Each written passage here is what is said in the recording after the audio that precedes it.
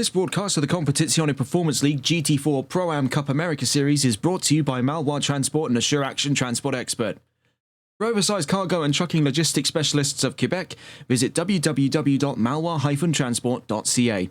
And for an expert and professional trucking insurance firm specializing in property and casualty insurance solutions for freight across Quebec, Canada and the United States, visit www.transportexpert.com. Good evening, good morning and good afternoon race fans. Welcome back to TRTN for Season 2 of the Competizione Performance League GT4 Pro-Am Cup America Series. I, of course, am Regan Clark and you join us here at the advent of an exciting new chapter of the GT4 Pro-Am Cup America Series right here in one of the jewels of the many jewels that comprise the MSV crown right here in the Oulton Park circuit. Founded in 1953 on the Oulton estate, former manor estate turned farmland turned military garrison, Oulton Park in the modern day and its international circuit configuration is comprised of 17 turns and 2.6 miles of FIA Grade 3, home to races from the British Touring Car Championship, British Superbikes Championship, British GT Championship and TCR UK. Formerly, it held a non-championship round of the world of Formula 1, as it were, from the 1950s until about 1994, where in which it then pivoted away from Formula 1 long before that point.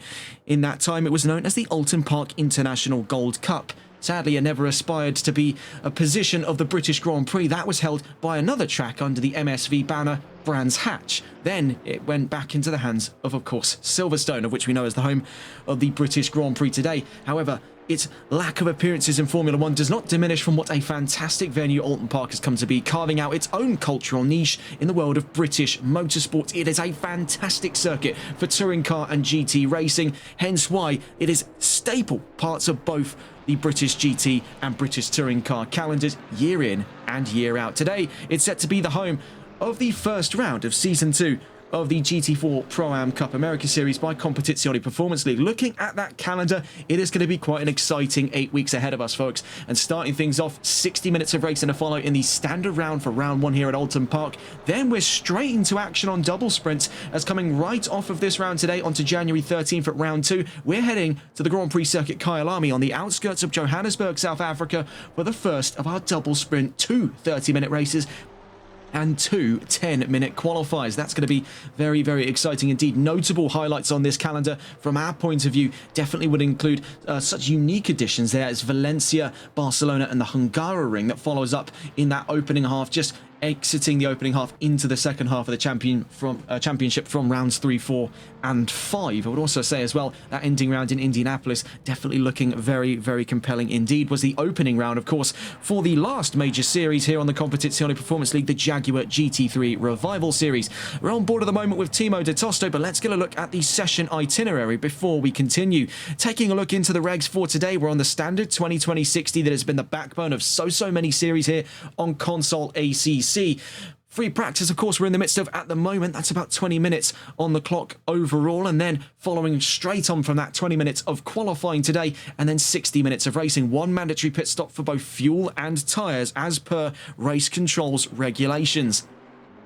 Staying on board with De Tosto, let's get straight into the chat of things. With a clean slate for the championship standings, nothing to discuss on that front, but it's worth taking a note back into how things panned out last season, and it was a story of domination by Christian Lebay to give him the championship, one of 3 he now holds in the Competizione Performance League that we've captured at least here on air on TRTN. Looking back through that last season, of course, did give us many an interesting chapter. Among the 7 race-long winning streak by Lebay from rounds 1 to 5, including 2 double sprint rounds at rounds 2 and 4, we saw a new name onto the charts as late in as round 6 in both of the double sprint races at the Watkins Glen International Circuit. That came at the hands of Anthony Villorio in the number 41 McLaren. Now, Villorio has since joined, I believe, Porsche.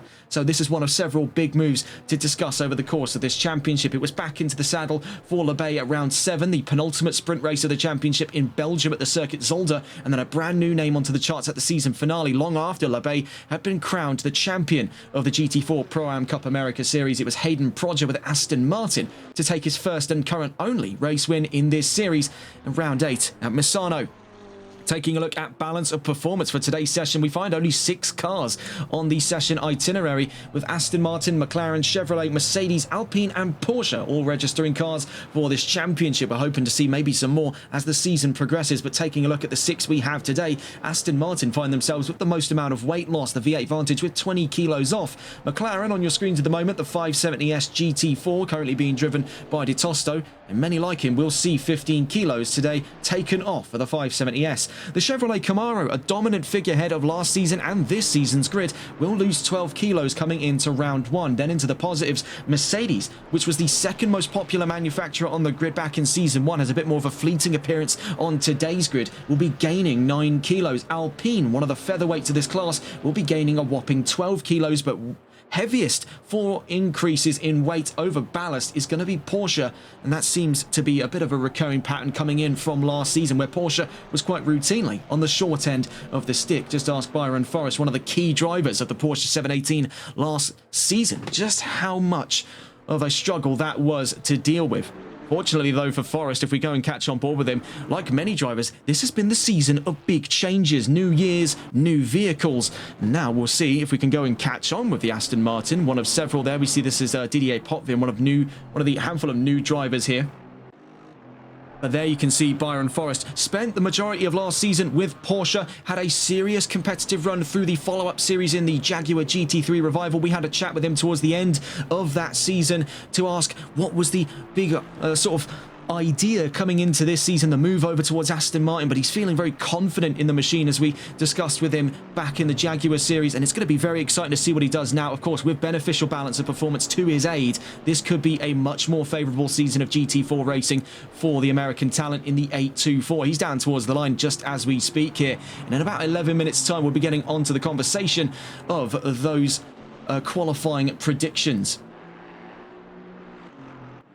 We've just got a gentleman in chat there asking, how can he join the league? Well, fortunately, you're in luck. Whilst we've got a little bit of a moment here, we'll just quickly pop the session, not the session invite, sorry, the server invite for the Competizione Performance League into the Twitch chat for you there. If you follow that link, that should take you over to the Competizione Performance League, where in which you can then sign up for this series and many others like it. They've got quite the itinerary for events coming into 2026. It's been quite the big year in operation for them back in 2025. They're keeping the ball rolling, and it's going to be very exciting to see where things go. Case in point, though, is the return of one of the greatest series we've covered alongside them, the GT4 Pro-Am Cup America. And this has really been one of the major instances we've seen in the last half a year of this renaissance for GT4. This and series like it, one other series we covered as well, notable example, the HCCL GT4 Challenge, did give great light shed onto the world of GT4 racing and how it can be just as fun and as competitive as the mainstays up in the top class and ACC of GT3. Looking around the field, we can see quite a few new drivers. Let's get a look onto the current timing charts here to see where things are currently positioned. And we saw this on the run in towards today's session, and it only solidifies the point coming into the actual practice session itself that Chevrolet is looking for another dominant streak. And many drivers we've seen from last season's GT4 run and then through the last major series over on the Jaguar GT3 revival, a lot of mainstay drivers and capable talents in this league are favouring their chances at Chevrolet. One among them, we can see their second fastest in the session is Vincent Simard in the 120. Took I believe a race win right towards the very end of Jaguars there. It was quite the heroic run for the 120. Now he finds himself behind the wheel of the Camaro GT4R. Despite its striking appearance, giving it the look about it that it is a ZL1, you'll be mistaken when you look under the bonnet and find that it uses the LT1 engine, the naturally aspirated 6.2 litre from the Camaro SS. That was one of many compromises the folks at Pratt Miller Engineering had to get around in order to put this car into SRO's regulations. But comply they did, and it has given us one of the most striking cars on this field. And we can see now it has become 5 Chevrolets at the top of the charts there, right third.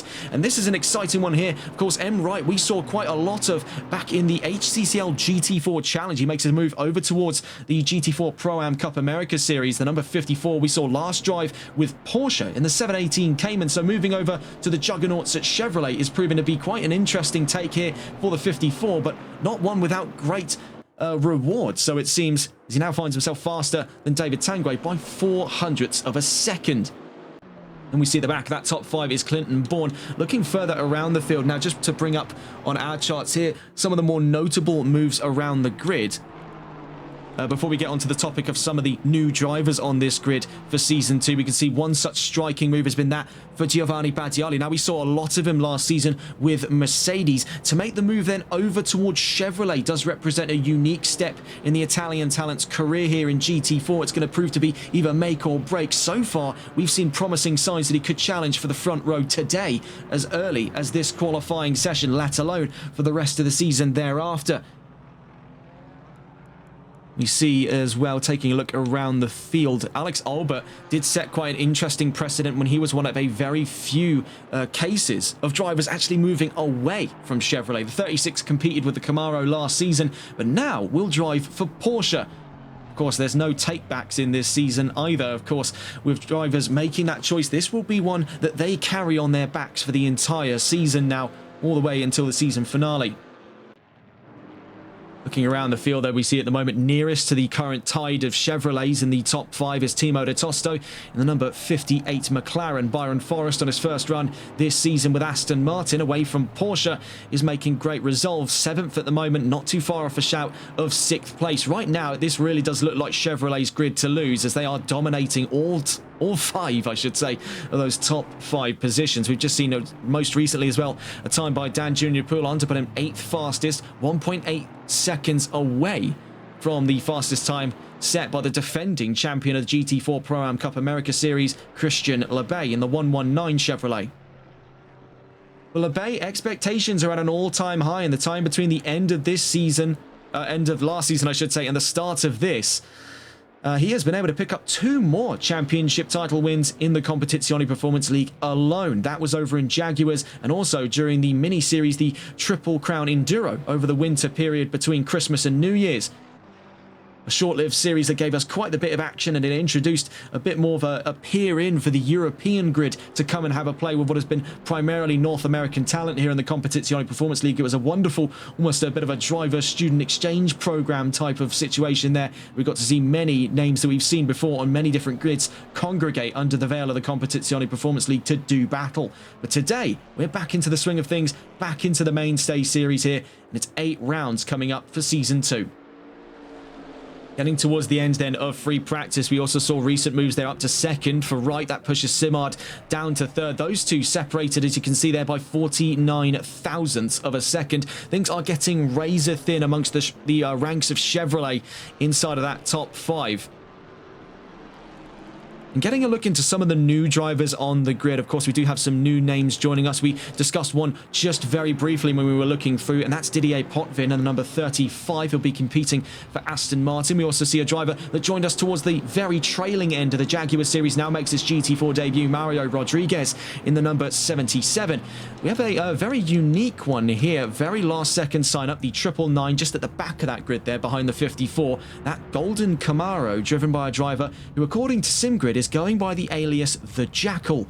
No official name there, so very, very mysterious one indeed. The 999, currently 21st, with no times on the charts.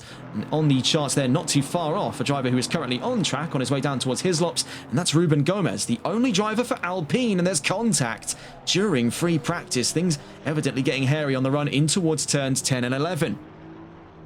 You can see the only Alpine in this series. Now, we saw a little bit of Alpine last season. I believe Richard Cecil made his original choice with Alpine before moving to Aston Martin back in Season 1. It's a curious little motor, of course, rear-engined, rear-wheel drive, 1.8-litre Renault-Nissan inline-4 turbo engine. Of course, paying loving homage to the legendary rear-engine rally car of the same name, the Alpine A110, that took 1, 2, 3 finishes at the 1971 and 1973 Monte Carlo rallies. It's also the first ever car to win a World Rally Championship in its opening year of 1973. See Gomez back towards the line here. Of course, this lap won't count towards anything. He was forced to take the emergency run off down through Hislops because of that contact earlier on.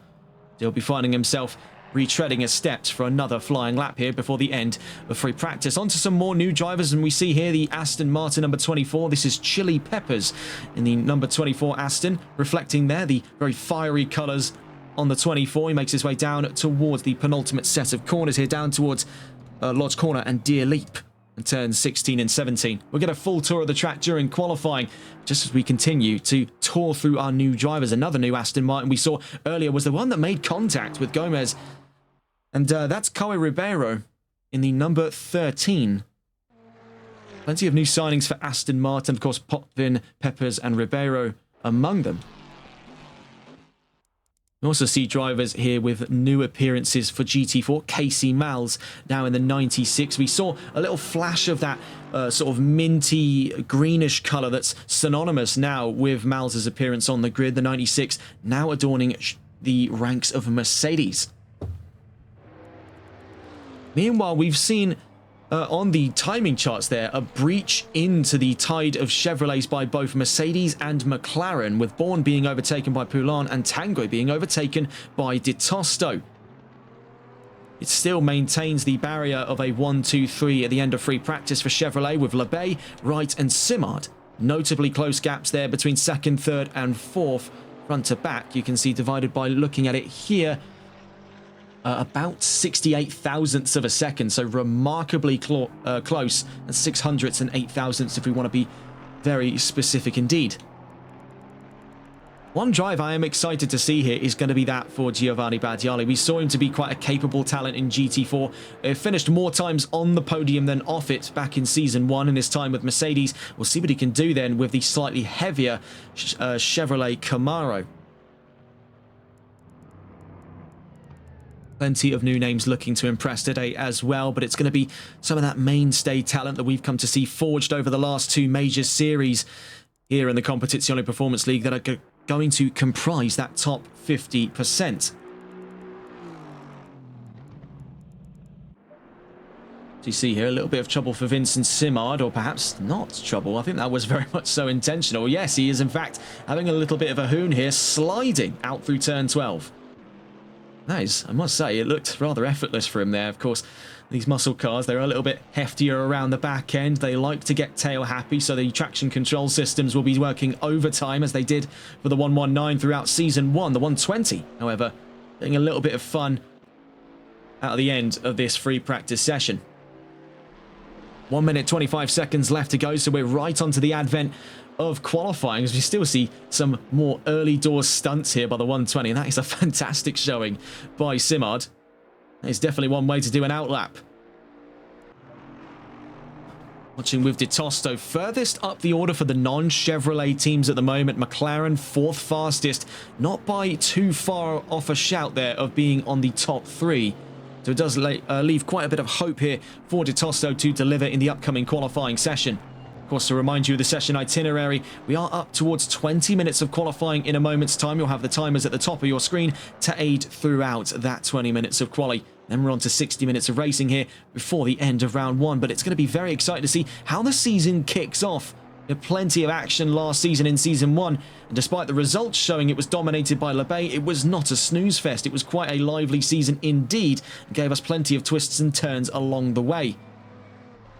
And with the Jaguar GT3 Revival Series being of any indication, these drivers have firmly warmed up to how each other operate now. We could expect to see even closer racing than when we first saw them go head-to-head.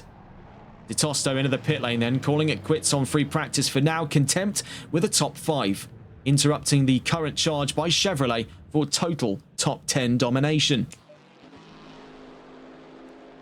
Not if Tanguy has anything to say about it, and with a half-second gap between himself and De Tosto, it's going to be quite a far cry to put him back up onto that second row to the end of free practice here. He's one of several cars still making their way down towards the timing lines. In front of him, the number 77 of Mario Rodriguez will just catch it with the 77 out through Deer Leap. Toward the line from 12th place. What does he put in on the charts towards the end of free practice? Across the line he goes, and by looks of it there, was not enough for an improvement for Tanguy.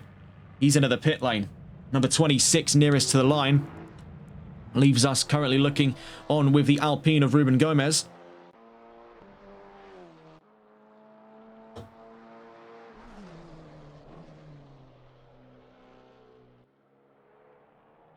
Out through turn 16 on the run down towards turn 17. Down towards the line then goes Gomez. 15th fastest towards the end of free practice. The prelude then for the first qualifying of the season. 20 minutes set to follow. Some major takeaways from all of this, though. Chevrolet is looking even more competitive than they did in Season 1. All three of those podium positions at the end of free practice are occupied by the Camaro, and this is set to be a very exciting qualifying to come along with. Of course, major gaps there is LeBay to right, that front row separated by just over half a second, though we saw in some of the data taken just before this session started today, it won't reflect sadly in the qualifying predictions. That was taken much earlier on today. But what it did show us at the very least there was Badiali is capable of being within a tenth of a second in some of the times we've seen as LeBay. The 111 was noticeably silent throughout this free practice session. It does leave many of us, and I imagine the drivers on the grid that are set to share positions with that 111 scratching their heads as to what Badiali may be planning. 77 nearest to the line, then it'll be Rodriguez, who actually just beat the clocks, and that's why we didn't see a time onto the chart for him with the checkered flag. He comes to the end of the line there, and it brings about the start of 20 minutes of qualifying. You see the grid already start to wake up out of their sleep. Of course, with a little bit more time to spare than we've seen in previous series before, there's not so much of a sense of urgency from the grid, but of course, plenty will still make that early doors charge to get onto the track before things get too crowded. We see here with De Tosto, the driver we started this broadcast with, makes his way onto the track third behind Tanguay and LeBay. So let's get back on board with the car leading the charge in this qualifying session, and moreover, now playing championship defense here in Season 2. LeBay dominated throughout Season 1. There are very high chances that he can do so again, and taking a look at these qualifying predictions to tell you all of the same signs here. LeBay faster than Simard in the qualifying predictions at the data taken earlier on today by upwards of 9/10 of a second. Simard in second ahead of David Tanguay. Carl Marple predicted at fourth, and Dan Junior Poulin in fifth. Now, something to note there, that top four, all Chevrolet machinery. So it is telling us all to the same telltale signs we've seen throughout free practice. This could very easily bleed over into a Chevrolet-dominated qualifier in the opening round of the championship. Dan Junior Poulin, of course, competing with Mercedes. Richard Cecil in 6th place, and then Julio Bahena in 7th. Most compelling bit of data to take away from that is 0.02 of a second in gap there between 6th and 7th place. Again, that has been one of the most hard-fought positions outside of pole, has been for 6th place. That's a recurring pattern existing as far back as Season 1's qualifiers. Further down the line, Timo de Tosto, we were on with for some time. Excuse me.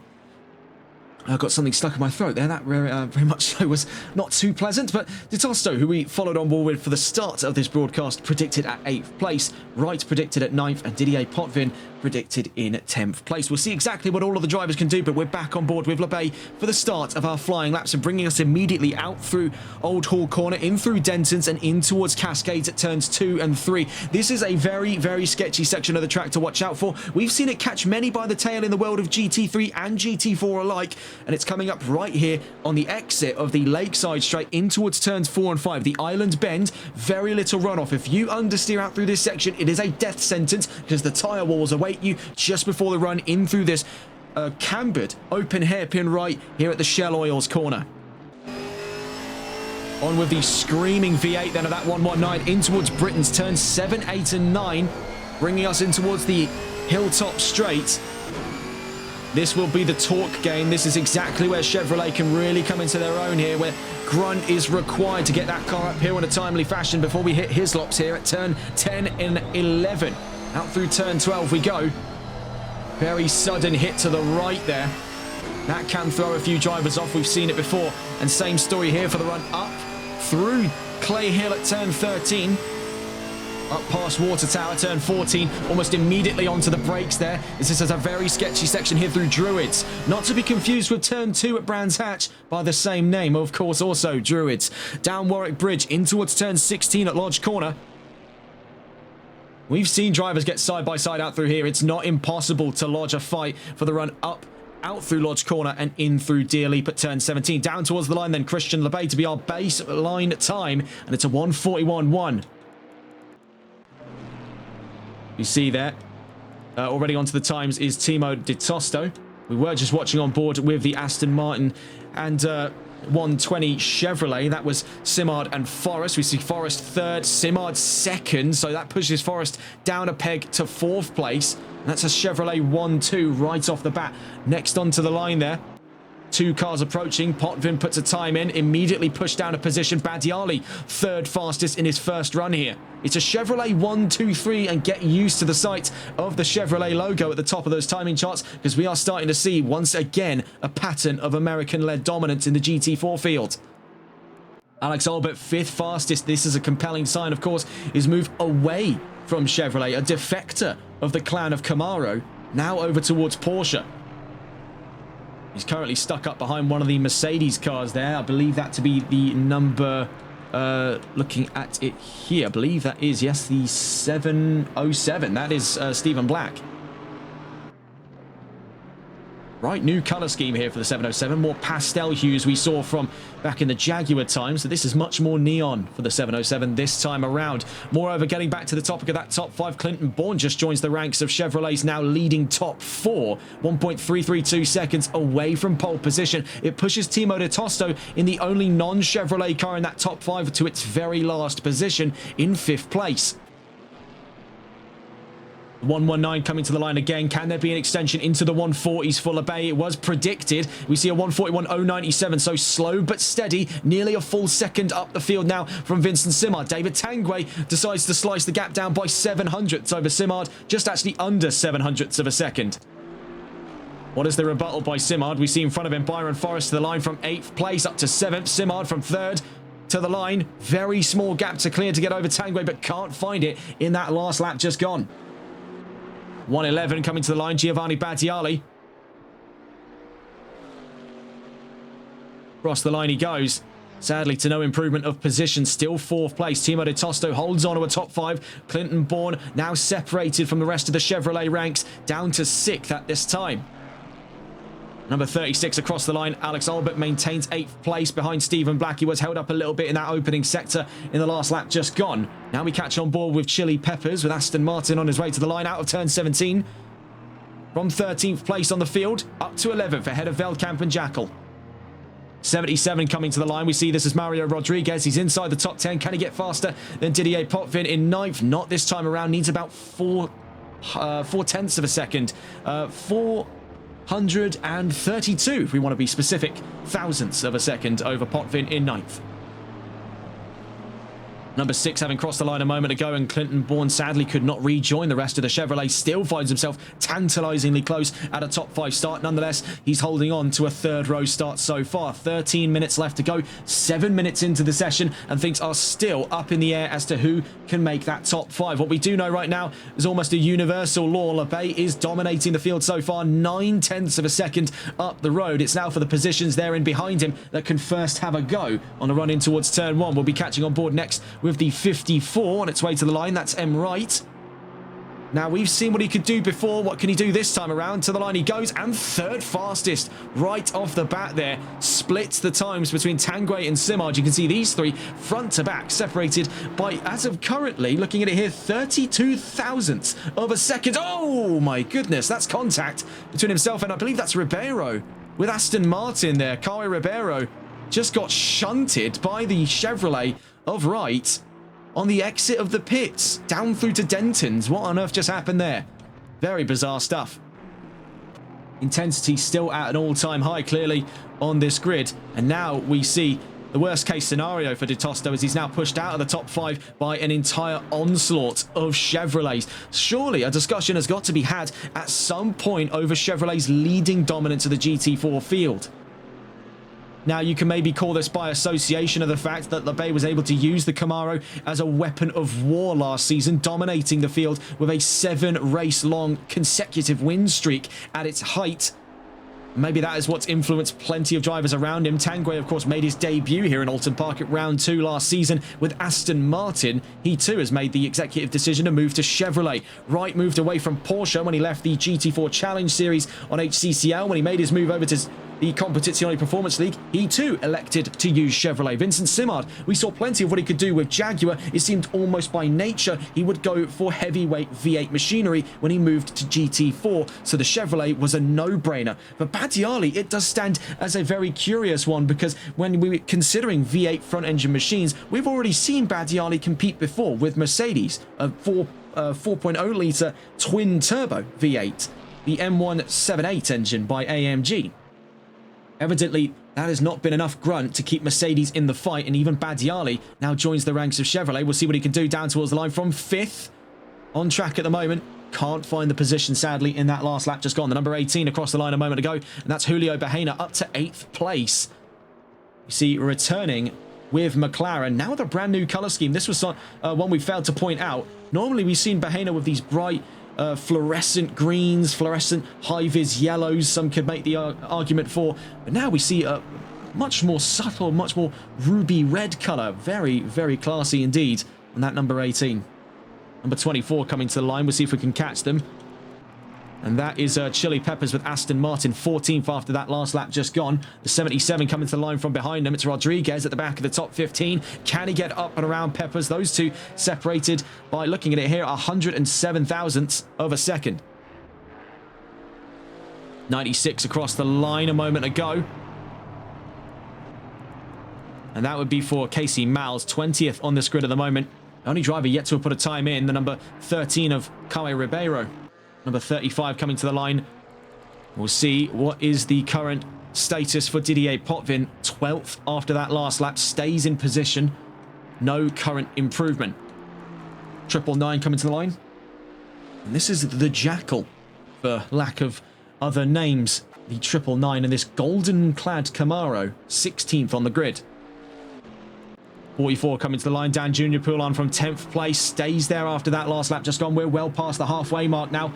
30 seconds over into the second half of qualifying today, and things are still looking spicy inside of that top 10. One of the major talking points is 60% of the top 10 are manufactured by Chevrolet. That's Bourne, Badiali, Simard, Wright, Tanguay, and LeBay, all with Chevrolet constructed machinery.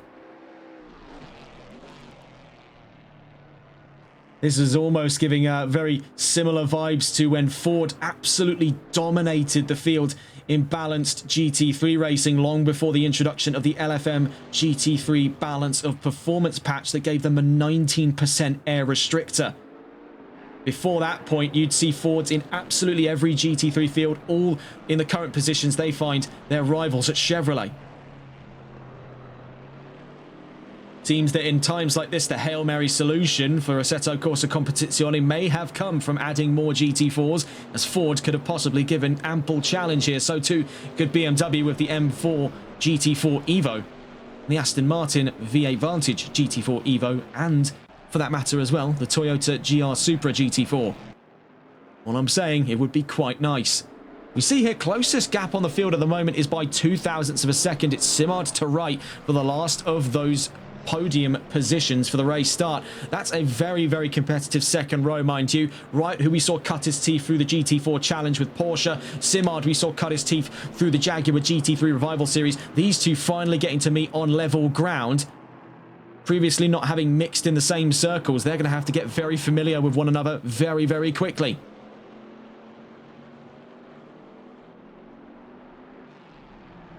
Nearest to the line at the moment, David Tanguay in the number 30 car. Take our look down through turn 16. Seven and a half minutes left to go in this session. Tanguay to the line. Still holds on to what is currently 0.03 of a second over Wright in third place. So while the gap is very, very close indeed between third and fourth, it would be naive to not consider just how close things are up towards the last of those two front row positions. Tanguay has not got smooth sailings here for the next 7 minutes. He will be constantly fretting over the slightest of changes in lap time because it can make all the world's difference, especially when front to back these three are divided by only 32 thousandths of a second. 77 coming to the line. Let's see if we can catch on board with Rodriguez just before that checkered line. Stays 15th. Then the 58 of Di Tosto. Can he breach the top 5 once again? Needs about 0.2 of a second, a little under 0.2 of a second if he means to make his way back into the top 5. The number 96 coming to the line there. That was Casey Miles, 20th so far. Stays 20th after that last lap. The 111 and the 616 coming to the line. We'll catch on board here with Giovanni Badiali on his way to the line from 5th place. And it's second fastest. 621 thousandths of a second there. 0.6, 200ths and 1 thousandth on top. to put him second fastest in the session. That's put a significant hamper on the rest of his Chevrolet companions inside of that top 5, as he's now in front row seats to battle with LeBay from when the lights first go green and we go racing in 6 minutes time. It also means he's got about 3/10 up over the rest of these three, still tripping over one another's times for what was previously a fleeting battle for second. The worst has since come to pass in the case of David Tanguay, who was vehemently holding on to second place. I don't think anyone was expecting from out of left field a move like that from Badiali. The 119 coming to the line, and we did say that 140s were definitely on the projections. We've yet to see, though, and we see it now, as 140.865, the new fastest lap by the defending champion of this series, Christian LeBay, makes a very clear precedent right off the bat at the earliest possible stops here. 140.865, the gap now 8/10, just shy of 9/10 of a second. 119 making the message very loud and clear. If you thought you had a chance, start thinking again. 5 minutes left to go, and not a single driver now is within half a second. Current only hopes for anyone taking pole position off of LeBay rest on the shoulders of the 111 at this time, the only driver to be within a second. That's for Giovanni Badiali. We saw most recently up from the back of the top 5 to third. Not third, second, I should say, as he crosses the line there. Can it be another improvement from the 111? Not this time around. From behind him, we saw the number 26. That's Ruben Gomez. It's been a bit of a struggle for Alpine right off the bat. This is not really too big of a set of news. Of course, Alpine struggled in the early parts of the season. We have seen, though, in our time covering GT4, a case of some rather serious breakouts in performance in qualifying by Alpine. I think one such example that still springs to my mind, I believe it was over in Snetterton in the GT4 Challenge on HCCL. That was by Alberto Aragoneses, and that was oh my goodness. And that's exactly the risk we're talking about there out of turn 4. Ruben Gomez just absolutely clattering the tyre wall. You see the 77 across the line. Rodriguez again vying for control inside of the top 15, is so close yet so far away to Chili Peppers in 14th place. 119 across the line. Again, here comes Christian LeBay from a 148.65, and it stays still the fastest time so far. The 120 coming to the line. Vincent Simard, bear in mind, needs only 0.02 of a second to be on the second row. Incredibly close margins to play with. The number 24 coming to the line, and we just saw an improvement from Chili Peppers. Aston Martin's number 24, now 13th fastest, and up the road from Andrew Veldkamp, now creating an even larger buffer between himself and Mario Rodriguez.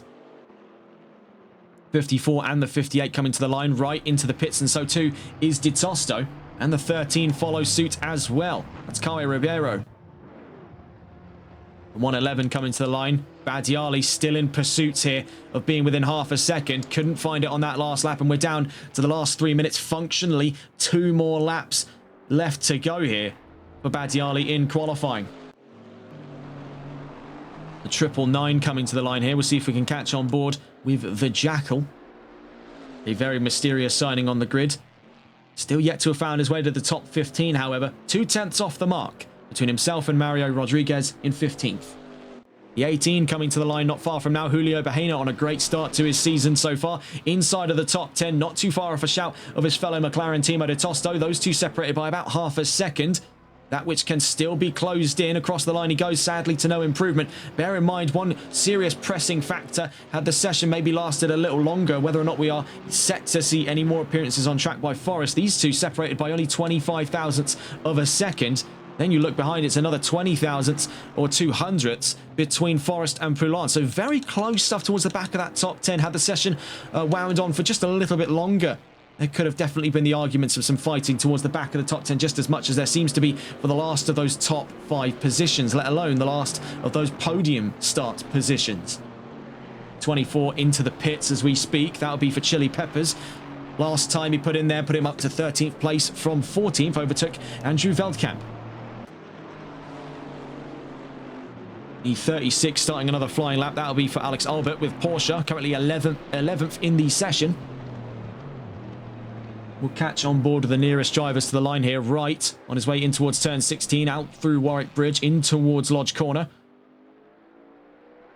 Bear in mind, the gap between himself and Tanguay to be on the front of that second row is only 0.03 of a second. Can he do it on this penultimate lap? Not this time around. The 999 coming to the line. And here's the Jackal.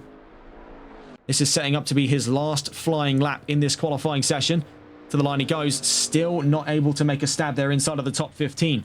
A reluctant start to his qualifying endeavours in this season alone. Ribeiro to the line. Can the Aston Martin put a time in before the end of today's session? With one more lap left to go, the chances are still looking rather slim. Bear in mind, a whole swarm of cars coming in from behind. We see among them the number 30 of David Tanguay in pursuits there from behind. Looks to be the 44 of Dan Junior Poulon. Speaking of, he's just moved up to 8th place. Up and ahead of Julio Bahena. Looking at it there by a factor of 0.06 of a second in difference. Rodriguez finally breaks in to the top 15, 14th there for the number 77. See, that's Didier Potvin in 12th place so far. Not far off a shout of 11th off of Alex Albert. He's with Aston Martin. Number 36 coming to the line, so we are about to see what is the final word here by Alex Albert in round 1 qualifying here in Season 2. Down towards the line comes the 36. Can he break into the top 10? Just as he crosses the line there, sadly, tells a different story. The 111 nearest to the line as we speak, and it's Badiali. What can he do on his final run in round 1 qualifying down towards the line? And you can see the pangs of frustration hanging there on the 111 as he slams it into the pit wall. Now, I'm no expert on body language, but I don't think there was an improvement to be found on that lap, hence why he did that. The 999 coming down towards turn 16. And this is the Jackal, still looking at a chance here of being inside of that top 15. Needs about, looking at it here, half a second to do so. Can he find it on this last lap? Just gone in towards the checkered line there. Nothing to be found, sadly. He'll be finding himself in 16th place.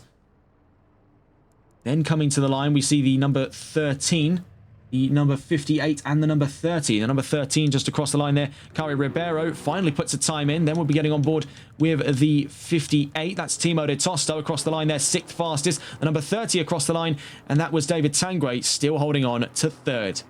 Bottom line, Christian Lebay on pole position, Giovanni Badiali on the front row, but more notably among all of this is a top 5 solely comprised of Chevrolets, to make a very bizarre opening grid for Season 2 of the GT4 Pro-Am Cup America Series by Competizione Performance League. Brought to you by Malwa Transport and Assure Action Transport Expert, and live exclusively here on TRTN. Coming up then in a moment's time, if we get back onto the look of our session itinerary with a driver that seems to be a little all too familiar to the cameras now, as we're once again back on board with De Tosto at the end of this qualifying session. We joined him for the start of this broadcast, but looking back into it, we're on to 60 minutes of racing to follow here in round 1. One mandatory pit stop with fuel and tyres as part of that mandate. Looking at this grid, it is really Chevrolet against the world. You can see McLaren, Mercedes, Aston Martin, Porsche, and Alpine all have struggled to break a seemingly unbreakable hold of the top 5, reinforced by the folks in Lansing, Michigan. Chevrolet and Pratt Miller Engineering have worked, frankly, unholy levels of performance into that Camaro, and it is now dominating this field on the advent of Season 2.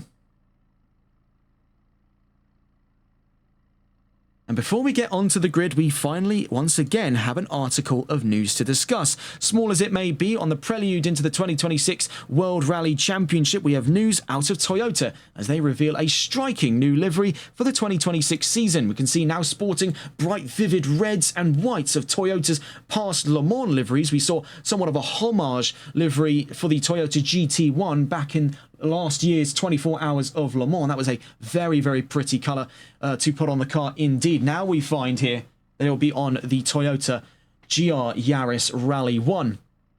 No current news as to what the Hyundai or Ford look like at this time, but of course we'll be updating throughout the next couple of weeks for any news on that. But what a new striking appearance for Toyota. You wouldn't have thought way back when they would have been able to rock a primarily red car here, but in the world of rally, that's a vacancy left open by Mitsubishi, and Toyota have slid right in as one of the most dominant manufacturers of the last 10 years. It's going to be exciting to see what the rest of the grid forms up to look like in the 2026 World Rally Championship. Looking on the grid for Season 2, Round 1 of the Competizione Performance League GT4 Pro-Am Cup America Series, we find one of the most bizarre signs we've seen in we've seen in a GT4 series to this day, and it's a top 5 of all Chevrolets. Christian Lebay on pole position, of course, playing championship defense from his title in Season 1's run of the GT4 Pro-Am Cup. He'll be playing for keeps here. Early doors control of the field. He'll be looking to immediately stave off an attack from the driver right alongside him on that front row, Giovanni Badiali. And we've seen a thing or two throughout Season 1, and moreover, little bits and pieces of it here over on the GT4 Challenge of just precisely what that 111 can do when pressured from the front row. We've seen him to be a great talent from the race start. Do keep an eye on that front row. This could get very, very dicey, as we've seen things kick off to all manner of hell let loose down through to turn 1 here in Oulton Park in races gone by. Looking further behind them onto that second row, David Tanguay and M. Wright, divided by an insurmountable gap there. From third and fourth position, Vincent Simard rounds out the top 5 with Chevrolet. Timo de Tosto shares the third row with him as the only non-Chevrolet manufacturer inside of that top 7, with McLaren making 6th place. Just behind them, another Chevrolet, Clinton Bourne, returning to the field in that bright, vivid neon green number 6 Camaro. Dan Junior Poulon joins him on the 4th row with Mercedes, the number 44, in 8th place. Julio Bahena and Byron Forrest round out the top 10 with all British machinery on that 5th row, McLaren and Aston Martin. 11th place for Alex Albert and 12th place for new driver on the field, Didier Potvin, in the number 35 Aston. Chili Peppers, another new Aston on the field, finds himself 13th, and alongside Mario Rodriguez, now in for his GT4 debut after we saw a number of appearances from him towards the end of the Jaguar GT3 Revival Series. He gets his baptism by fire here in Oulton Park from 14th place on the field. 15th place for Andrew Veldkamp and 16th for the Jackal, this mysterious new signing in the 999, signed up last second. He'll find himself in 16th. Stephen Black in 17th. Ruben Gomez, with struggles with Alpine, makes 18th place, and alongside is Christophe Dupois in 19th. Casey Miles rounds out the top 20, and Kari Ribeiro with Aston Martin makes 21st for this opening grid of the season. Getting on board then with our leading 2. This is going to be an exciting one, as we've seen already what Lebay and Badiali can do here in MSV circuits when pressured up against it. Need we remind you how things unfolded in the first of 2 sprint races at the first part of the British chapter the Jaguar GT3 Revival Series? A huge pile-up from these two going headstrong in a turn 1 at the Paddock Hill Bend. This is a broadly different situation here. Of course, Lebay will still hold that inside line, and if he can get a good start, there will be much less threats coming away from the 111 coming down into turn 1 here at the Old Hall Corner. Far less of that trudge downhill that we see in Brands Hatch, though we are about to head downhill just past the exit of turn 1 into turn 2 at Denton's. Then down through the Cascades at turn 3. This is where things can start to pick up on a crowded field. And with 21 cars in all, and 5 of which claustrophobically tight to one another in terms of outright pace, all 5 of those Chevrolets could maul each other on the run down through turns 3 and 4 here on the exit of Cascades. Down the Lakeside Straight and in towards what is definitely going to claim at least a few souls over the course of today's race, and that's turn 4. News from the pit lane, as we've just seen Stephen Black, previously slated to start 17th, now starts from the pit lane.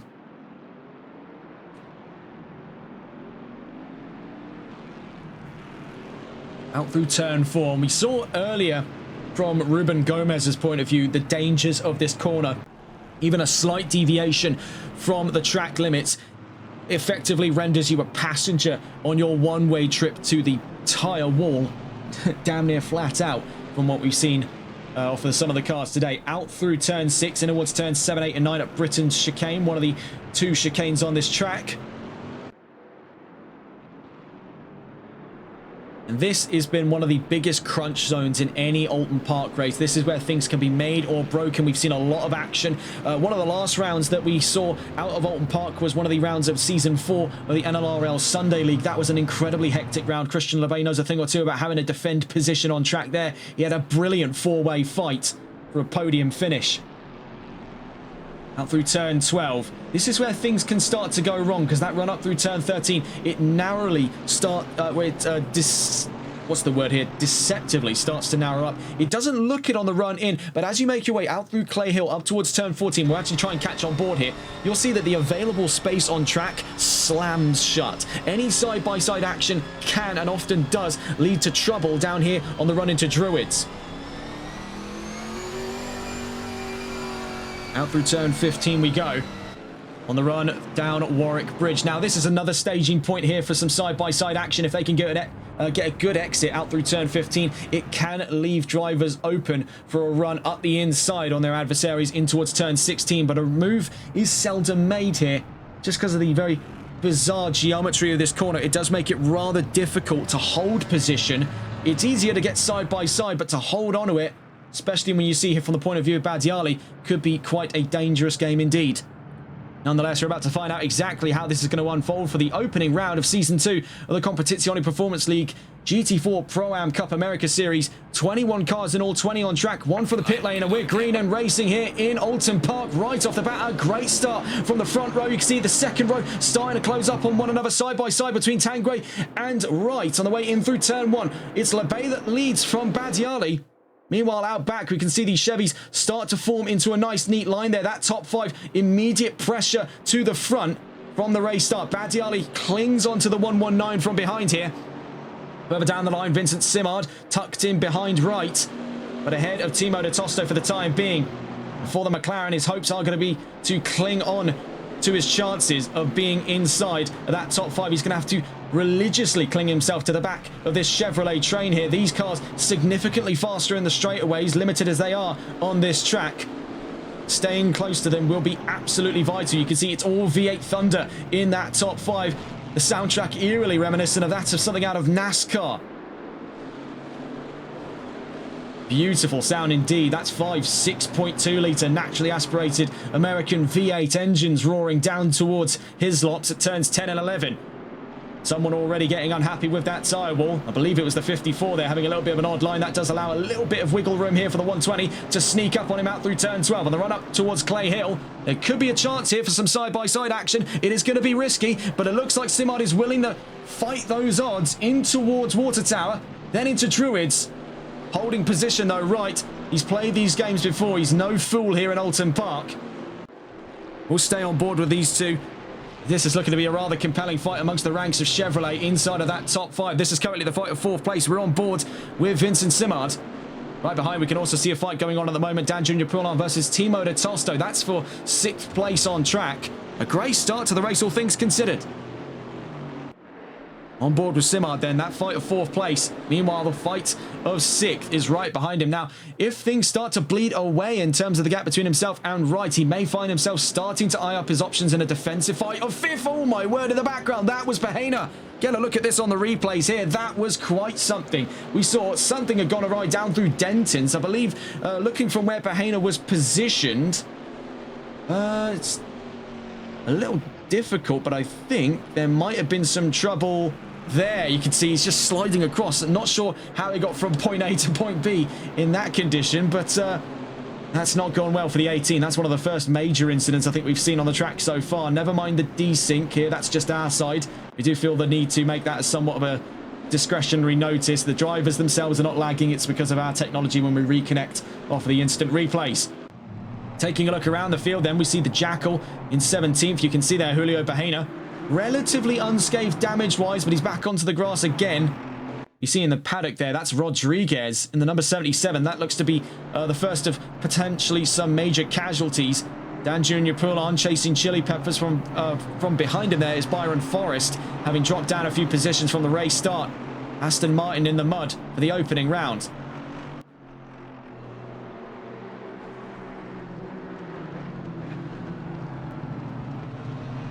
Down towards Druids. The 44 still pursuing for 12th place. Will stay on board with Dan Jr. Poulin.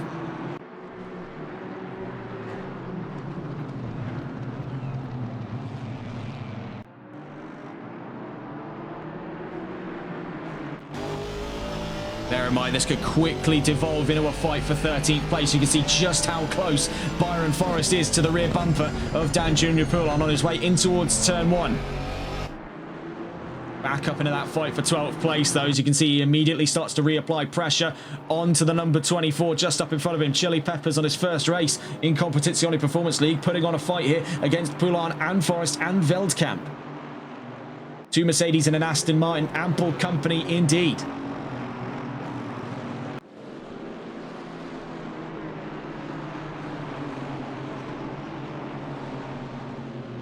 So, oh, it's contact there between Poulon and Peppers.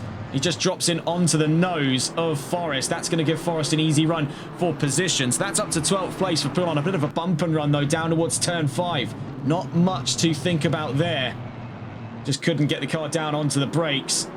That'll be investigated, of course, post-race, but definitely did look like a bit of a bump and run there. Whether it was by his own choice or otherwise is up to discretion. We see here with Alex Albert, nearest in the iron sights of Poulon. He himself chasing Kyle Ribeiro, who I must say has had a stellar start to the race here, now up to 10th place in the number 13 Aston. Moreover, he's chasing Gomez.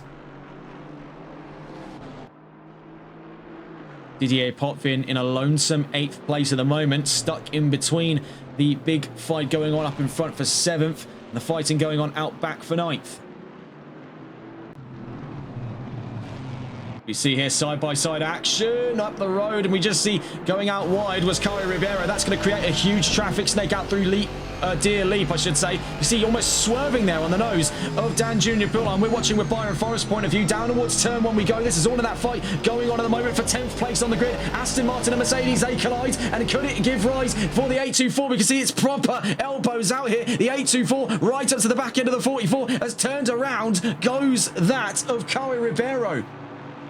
What on earth has gone on there? That has gone rather sour indeed. Looking back onto the replay, see if we can capture the exact moment this all came asunder. We can see this is where he got knocked out. In towards turn 3 at Cascades, the 44 getting his elbows out. There was a bit of bumping and scraping there, but it's all kicked off between those two. Not looking grand at the moment for the 44. Already had a bump and run down towards turn 5, and now he's got a murder charge in towards turn 3. It's not the greatest way to start one season, but of course, that's up to the 44 to decide from here on out. 53 minutes left to go, and it has been bedlam from the word start. Or the word start, the word go, I should say. Looking back up into the top 10, we see Timo De Tosto given ample company here from Clinton Bourne, making his way up to 7th place, with De Tosto holding on to 6th. Meanwhile, up in front, it's an all-Chevy top 5. In the midst of it all, David Tanguay. Out back is a fight going on for 4th, Wright versus Simard. Up front, Badiali and Lebay still in arms there for the control of the race lead. Let's get on board with these two Chevys here, Simard and Wright. Looking to rip each other in half on the way down towards turn 1. These two have been tantalizingly close from the word go here. 8 minutes in. See out back, that fight nearly coming to a head between Bourne and De Tosto. A little bit of breathing space there by just about a second as we see up the inside goes the 120, and a very clean and tidy move there by Vincent Simard up to 4th. Yeah, Dr. Dabbing Llamas in chat saying, didn't know the Chevy was so powerful here. Yeah, it's really been quite the shocker. One of the biggest revelations coming out of Season 1 was Chevrolet is a very powerful manufacturer, but then when left into the hands of some serious heavy hitters, we found ourselves looking down the sights of one of the most bizarre grids we've ever seen on a race start. The whole of the top 5 were all Camaros. Wrap your head around that one, and it's still the case right now that the entire top 5 are all Camaros. Could nearly be the top 6, depending on how the fight between De Tosto and Bourne goes. So far, so good, though, for Vincent Simard. A clean, tidy move down through Cascades, up over the 54 of Wright. Looking further down the line, we see the saga for Dan Jr. Poulon. Already got himself into a few bumps and scrapes in that Mercedes. Now eyes up his chances on the 26 of Ruben Gomez with Alpine. Also a great start there. Managed to surf through what was clearly quite a great divide on that grid. You see here from Poulon's point of view, we're going to try and catch on board with the titular Alpine. We just quickly see out back as well, a fight for 19th. Mals versus Black. We also see it's an extended fight for 18th with Kyle Ribeiro. Let's get on board with that little Alpine, though. Ruben Gomez the David to the veritable Goliath behind him. That Mercedes practically eclipses the poor little Alpine, and out through turn 16 into turn 17. He's got the run on him. It's 1.8 litres against 4. 4 cylinders against 8. And in that numbers game alone, there was no shock as to where Mercedes would end up. Over the nose of that Alpine. Bear in mind, they've got Byron Forrest on all 8 cylinders here, firing up towards their position. This is a tough spot for Alpine, between a rock and a hard place here in that little A110. It's much more used to the icy roads of Monte Carlo, less alone than it is used to the very dry roads here of Oulton Park. Side by side, Forrest is up the inside for the run in towards turn 4. Gomez looking to avoid the incident he got himself into earlier on. You saw a little bit of step out there on the much more wiry Alpine. Bear in mind, that's 2 positions now for Gomez. Dropped from 9th to 11th. The chances to potentially drop another are still there. He's got to get a wriggle on in that Alpine. He's hemorrhaging positions on track now after the first 10 minutes. That Porsche still on his tail there. Alex Albert in pursuit. Then Veldkamp, then Jackal. Potvin still by his lonesome at this time. The gap between himself and Poulin is starting to narrow at 3.8 seconds in closing. You can see the gap there as they make their way through Hislops and in towards turn 12. Byron Forrest back into the top 10. It's looking to be a great run back into things here for the 824. See Chili Peppers running out wide. Could that be a free move for Christophe Dupois? He's just a little too far away to capitalise. In towards turn 12 we go. Macario Ribeiro, another one of the Aston Martins, still got ample company from Casey Miles, but really that big controversial move between himself and Poulin down through turn 2 into turn 3 is going to be one talked about for some time after this event. That was proper elbows out stuff there. I'm really not sure what to make of the situation at large.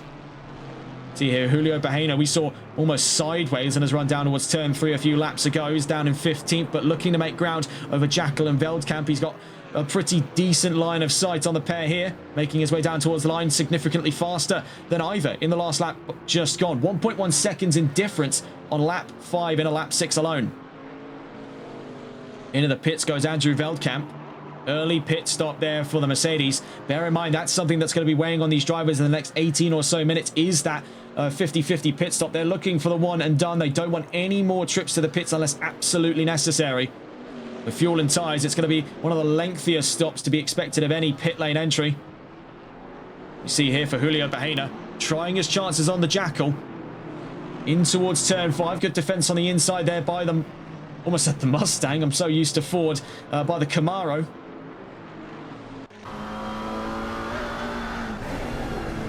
Up towards Britain's. And this is one of the major qualities of the Chevrolet, is when it comes to defense, you really don't have to try too hard here. The car's one of the fastest on the grid in terms of acceleration. It's only matched here by McLaren. He can normally plant himself in a good spot of the track and just hold position, but it takes a serious set of guts, really, to make moves like that. Julio Bahena makes the move up the inside on the run in towards Hislops.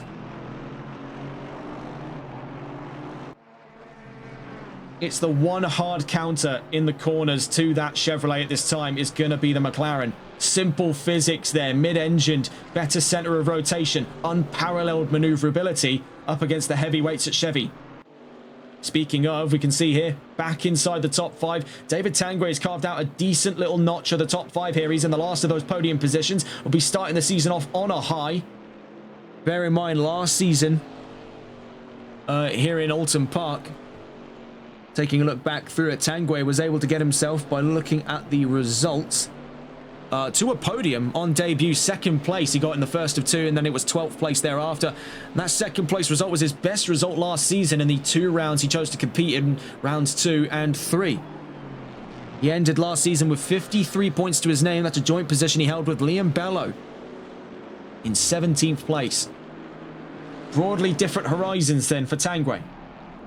3 seconds the gap between himself and Badiali. 1 slip from the Italian up front could give him some leeway up towards the front row. With 46 minutes, just under 47 left to go, plenty can still happen here in Oulton Park. It's already been one chaotic start.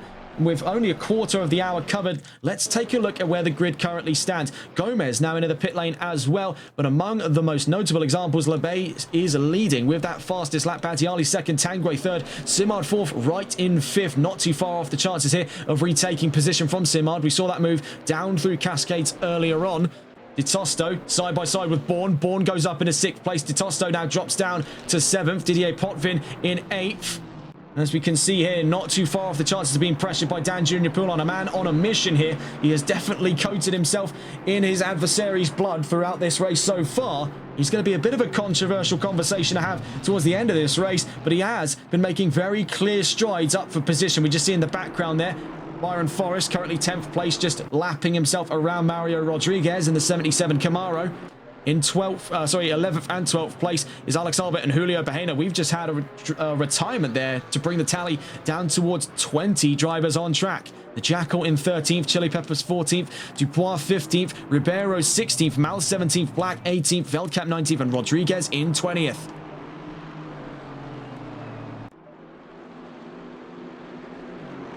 Emerging fight then coming up is going to be that between Potvin and Poulin. 8th place, Aston Martin versus Mercedes. Also want to talk about could be the rebuttal fight here as Clinton Bourne has now dropped position back behind Timo DeTosto. These two have been clashing with each other for the last 15 minutes. It's been quite an exciting battle here just outside of the top 5. We're back on board now with the attacking point of view with Clinton Bourne.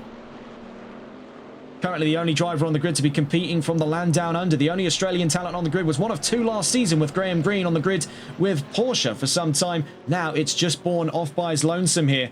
And he has done a rather solid job of things throughout Season 1. Was a mainstay talent through Season 1 in towards the Jaguar GT3 Revival Series in the intermediary stages. And then back into what is Season 2 of the GT4 Pro-Am Cup. He has not lost his mojo behind the wheel of that Chevrolet. Not by one bit. In towards turn 16 we go. We are going to try and cut around to see if we can see some of the fighting on grid here. Bahena versus Albert, one that slipped just between the cracks just before we caught them in the midst of their fighting for 11th place. We're also still looking for Potvin in his fight with Poulin. This is in for 8th place. It looks like it could be wrapped up nice, neat and tidy here for Dan Junior Poulon. He's got the run on Didier Potvin. In towards turn 1 we go, and it's very late on the brakes for the 44. So could it be a switchback by Potvin? He stays hesitant, and Byron Forrest could surf this one through. He'll be squeezed to the outside, technically the inside, in towards turn 2. The yellow flags are out. It's the number 6. It's Clinton Bourne up in front. We're about to run into him here on the exit of Cascades. He spins out halfway, and it pushes Byron Forrest onto the grass. What is that? Was that Forrest? No, it was in fact Dan Junior Poulon and Byron Forrest. You can see both of them in a spot of rallycross down through to turn 4. What on earth just happened? You can see they're drifting across and into the tyre wall. That is Dan Junior Poulon. So Didier Potvin, by nature of playing things safe, now up to 7th. The 44 met some cruel fates there down through between turns 3 and 4. Neither of them were expecting that rejoin by Clinton Bourne. He was just trying to self-right the car. Didn't realize they were rocketing out through turn 3. They were both forced to run onto the grass there, and things became all manner of sour from that point onwards. Looking behind, you see that fight, Albert v Bahena. This has already been all manner of chaotic so far.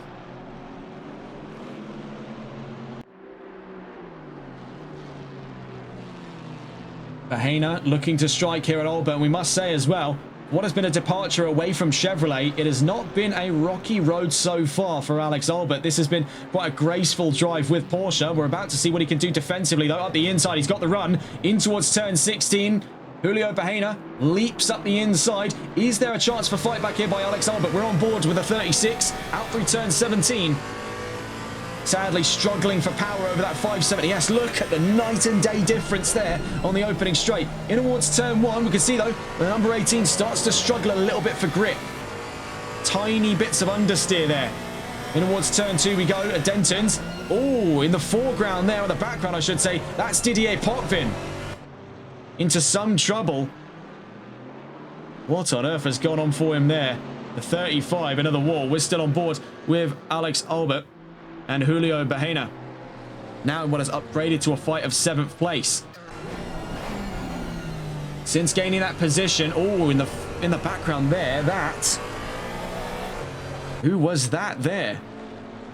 in the wall. There was someone in the wall. The 824, I think it was, yes. The 824 now in the pit lane. That could be an emergency stop signified by the yellow marker there. The 824 Byron Forrest is into the pits. Something has gone horribly, horribly wrong for the Aston Martin.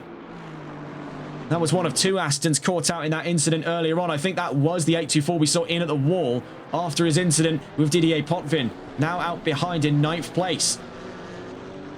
We'll catch back on board with Albert in due course. We see there's the 824 in the pit lane. The 111 has a drive-through. That's for Giovanni Badiali. So that has kicked open the gates here for a move up to second for David Tanguay. We're on board with them now, as we can see, closing the gap in on the 111. 2.2 seconds in closing, and that will come down to nil because of that drive-through penalty. That's a huge hamper on Badiali's championship start.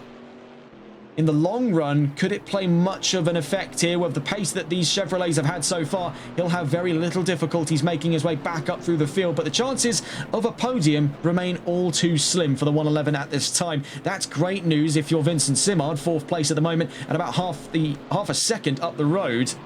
You just see Clinton Bourne up the inside on Didier Potvin. Very nearly some problems there for the 6. We ran into trouble earlier on, I think, by looks of it there, with a very little evidence of damage. I think for the 6 it was just a case that there you can see on the exit cascades, very easy to dip the tyres over the grass. I think he's just come in, spun the car, and ended up facing the wrong way, hence why we had that incident from earlier on, rejoining the track, and that's what caught out both Forrest and Poulin. Looking around the field here, Simard v Wright, now flipped on its head. Simard out front, Wright out back.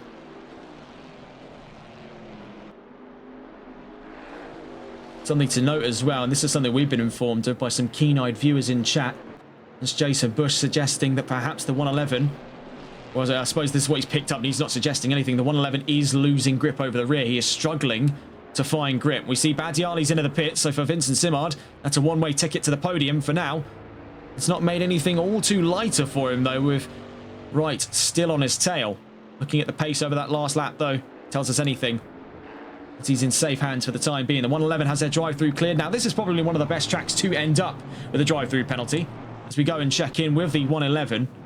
And that's Giovanni Badiali just re-emerging over the nose of Timo de Tosto. All things considered, that's not the worst in the world. I think this is probably, again, one of the best tracks to get a drive-through on, because as we saw there, it was a very minimal hamper on his overall performance. Yes, he has dropped from 2nd to 5th, but when you look at the gaps between himself, Wright, and Simard, those two fighting now for 3rd place, I should remind you that if a single mistake occurs in that fight for 3rd place, that is an easy move back to the podium. So where we thought things were a little bit more grey, there's definitely blue skies ahead for that 111.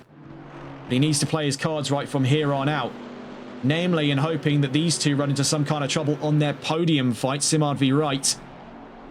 And follow with these two just making their way out through his lops.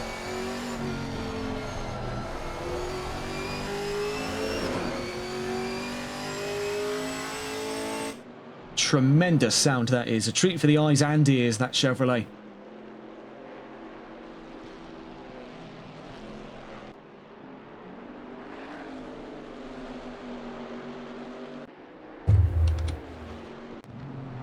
You see here for the Jackal, this mysterious 999 now into the top 10. And that's because the 35, Didier Potvin, in trouble out through turn 5. That's definitely given a few extra positions up, namely for these two new drivers on the field. We can see 10th and 11th there, the Chevrolet and the Aston Martin of the Jackal and Chili Peppers.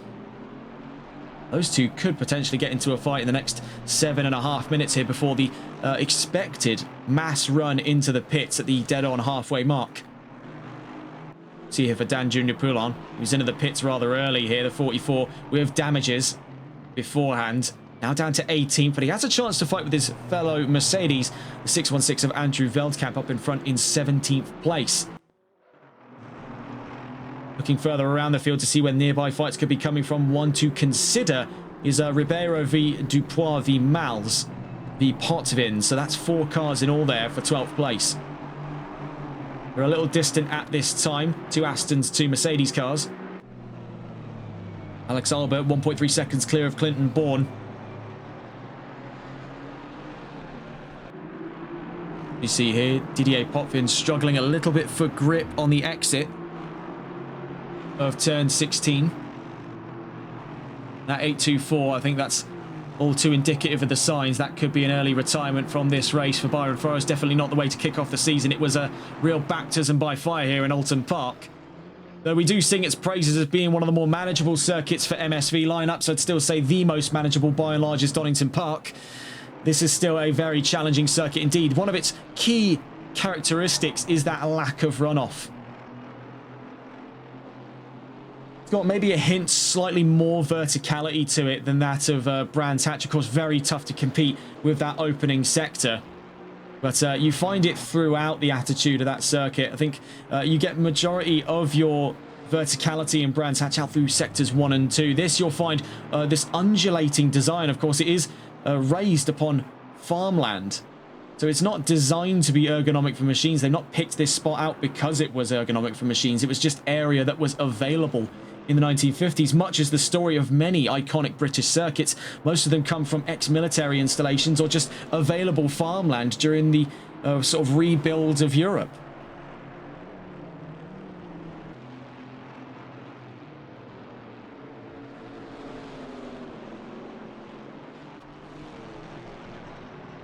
And speaking of that as well, in its former life, this was this whole area before the creation of the Oulton Park circuit was a military garrison under the US Army with General Patton. These were the areas for staging of forces before the move in towards D-Day. So a significant part of the war effort was played right here in what is now Oulton Park's international circuit. A very bizarre thing to think. A lot of the most iconic British circuits played, at least in some part, whether it's the land they are now built upon or what they used to be in their former lives, a significant effort in the Second World War. Donington Park was a vehicle storage facility. Silverstone was a bomber base. Snetterton was also a bomber base for the US Army Air Corps. And this was a large military storage and garrison.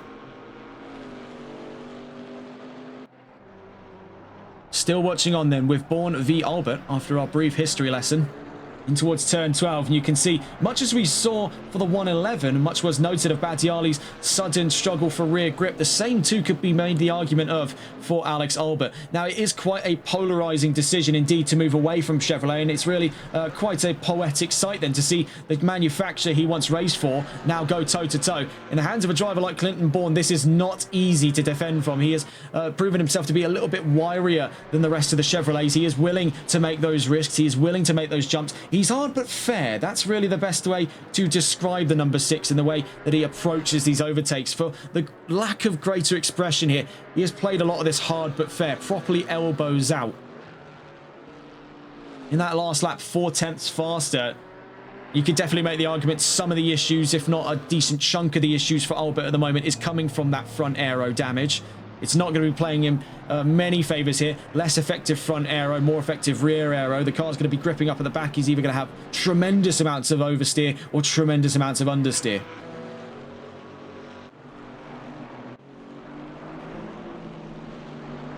There is very little room for subtlety with Porsche. Looking around the track to see where our nearest fights are coming from. Dupois potentially to be attacked here by Stephen Black. 1.3 seconds drops down now to 0.6. Into the pit lane goes the race leader. That's Christian Lebay into the pits. So looking in the pit lane at the moment, we see Lebay is in. Also in the pit lane at this time, Casey Miles and Kai Ribeiro. David Tanguay stays out. Vincent Simard stays out. Wright stays out. Badiali, will he stay out? Simply put, yes is the answer. Timo Tosto, leading of the McLarens now. 6th place in this race with Bahena in 7th. He'll move up to 5th.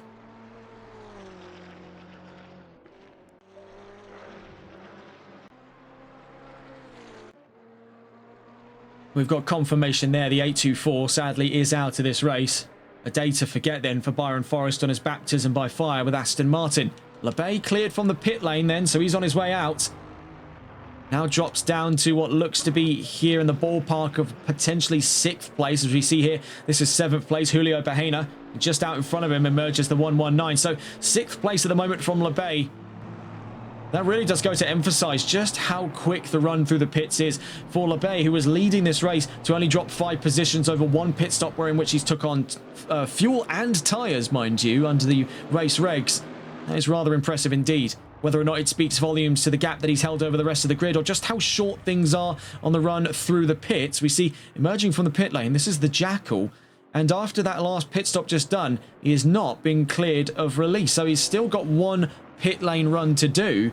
He has not fulfilled the requirements of the mandate, meaning he has now pushed himself down several positions off the back of nothing.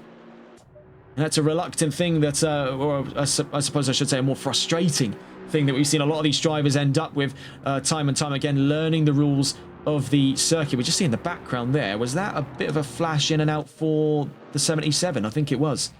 See in the pit lane as well, Didier Potvin and Christophe Dubois. Byron Forrest joining us in the Twitch chat.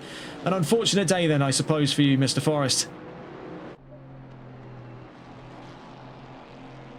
A solid effort through qualifying, but Oulton Park can be incredibly cruel. You see here with Labey still leading the charge. Nearest gaps at the moment could be made the argument. Still, this age-old fight here, Albert v. Bourne. As I say this, Bourne's still in pursuit here. Albert struggling for grip in that wounded 36 Porsche. Got taken out through turn 1. Me and Poulon were coming back through the field nicely. So there was the statement issued by Byron Forrest. We see into the pit lane comes Clinton Bourne. Fed up with sticking around behind the 36. As we hit the session halfway, we can see that more and more drivers are eyeing their chances into the pit lane. So most recently has been Clinton Bourne, but we also see in the pits there as Julio Bahena being released from the pits is the number 39 of Christophe Dubois with Mercedes.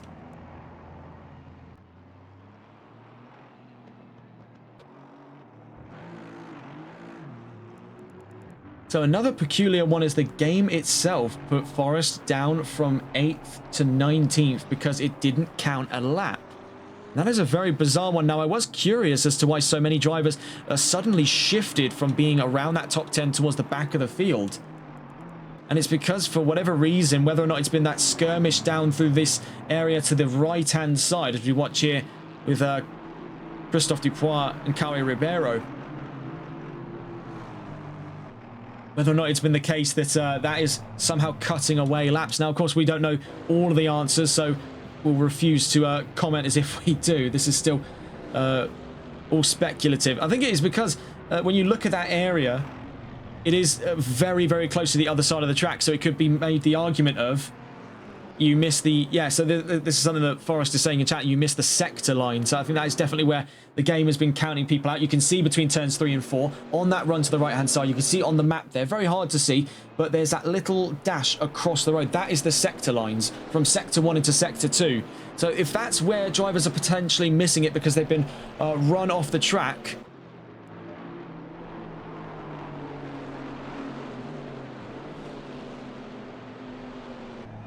And that is where a lot of issues have started to arise. We see here for Badiali, trouble for the 111. You can see what looks to be damage there on the 111. Went wide at turn 1, according to one of our informants, Jason Bush, Season 2 champion of the NLRL Sunday League. It's always good to have an extra set of eyes on all of this, and what we've seen, well, I suppose what he's seen and we haven't. You can see there tremendous amounts of damage when we start to inspect the rear. There is a little bit of scuffing and scraping throughout on that of the 111. Trouble for Badiali. We also saw in the meantime as well, Tangray came into the pits, now into the pits as well as Albert and Peppers. Now only leaves 4 cars on the grid now. Wright, Badiali, De Tosto and Simard to take their pit lane runs. We see in the case of Simard, not too far off a shout here from Wright, 1.6 seconds. The 120 is coming in. Does the 54 follow? Yes. The short answer. You can see it's a very tight run in. Oh, it's contact into the pit lane. Oh, this could end very dicey. We've seen this before, and that bump could have just pushed Simard over the speed limit. Moreover, for Wright, it could have pushed both of them over the speed limit. Into the pits comes Badiali with a wounded Chevy. De Tosto follows in. That's the last of our expected pit stops in today's race.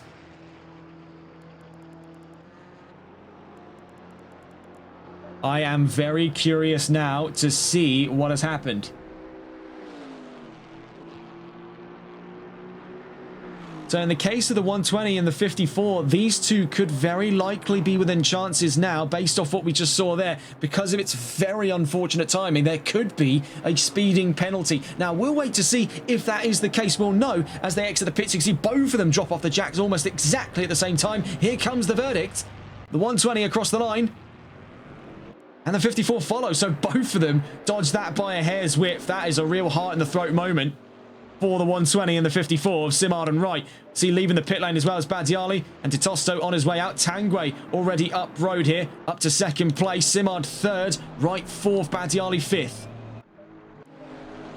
See here for the number 6, now fighting with Julio Bahena. This could be one to watch. Let's get on board with these two. Also to consider is Peppers v Albert. As we can see here, Jackal right behind as well, having made great hustle throughout today's race. Let's get on board, though, with Bahena v Bourne. This could be a very exciting one. We've seen these two clash heads before. Now we get to see them do it all over again in GT4. Down towards turn 1 we go. On board with the attacking of two, then the McLaren number 18 of Julio Bahena, charging up for a chance here of 7th place over Clinton Bourne. You also can see out back that fight between Peppers and Albert. That's going on here. This is the fight of 11th. We're back on board with Bahena in towards turn 4 at the island bend, in towards Shell Oils.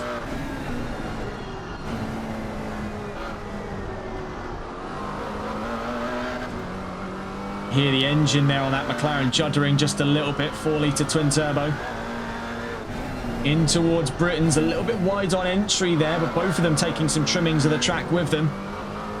Ultimately, the 18 misses out on some of the momentum he could have had over the 6, cutting across that curb, ended up disrupting the balance of the car just that little bit here.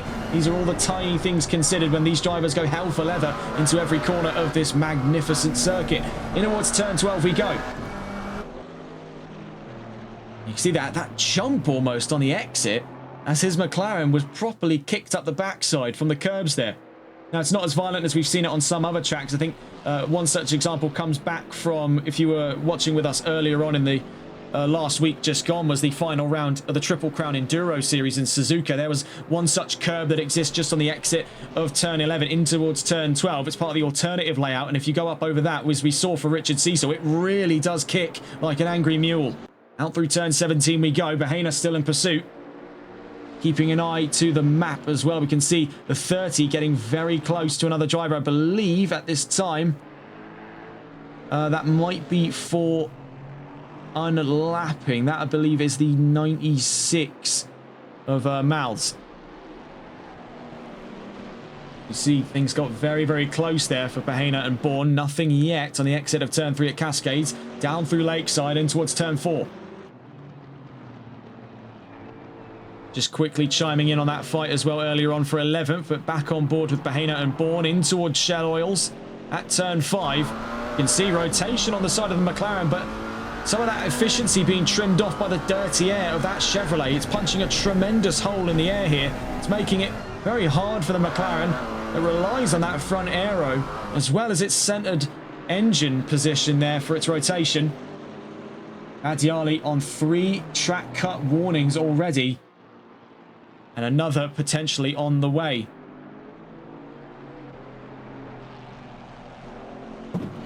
This could get dicey then for the 111. We'll catch on board with these two in due course. Let's go on board to the 111 of Giovanni Badiali. Now, he's not been a particularly friendly sight for the stewards so far, if track limits are anything to be believed. Down towards turn 2.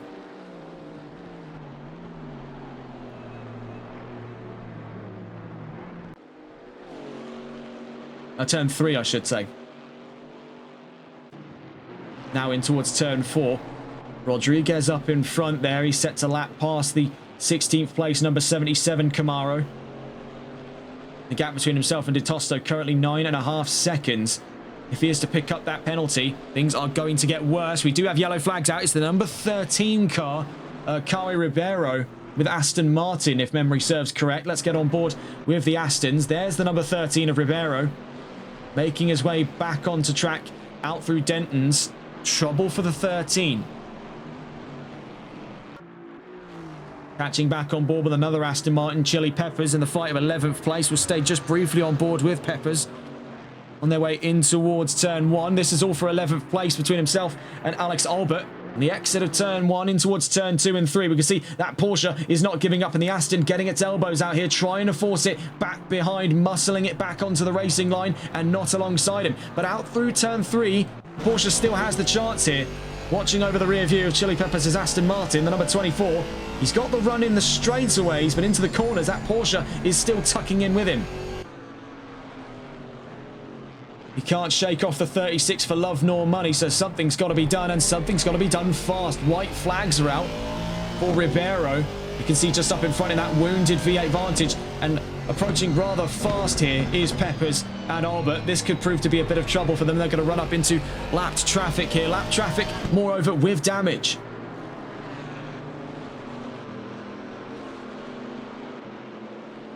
Down towards Hislops we go. This is for 11th place so far. Caio Ribeiro just up in front in that damaged number 13. This could prove to be a bit of a rolling roadblock for these two on the exit of turn 12 up towards Clay Hill. Something's got to give here. The blue flags are out for the number 13. What's going on there? What on earth am I seeing? Huge collision between Peppers and Ribeiro.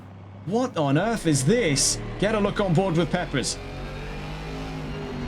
Let's get a look. This is up through turn 13. Was he steering? I think the car just understeers. That wasn't really gripping up at all. I am absolutely baffled by that. Meanwhile, in the fight for Bahena v Bourne, that's since split apart. Not much to comment on there. I'm absolutely enamored by that. So you can see, yeah, no, he was almost steering back in, but again, this is the worst spot to give over. I think in most logical situations, Ribeiro would have got up over the crest at turn 13 and then held the right-hand side, because the drivers would be gearing themselves up to be on that left-hand side on the run out through turn 14 into turn 15. That is absolutely bizarre. On board then with Wright, 1.3 seconds from Vincent Simard on the podium. Number 13 in trouble again. You can see the roof line there of Caio Ribeiro's number 13 Aston Martin. Something has gone horribly, horribly wrong for him in his opening round.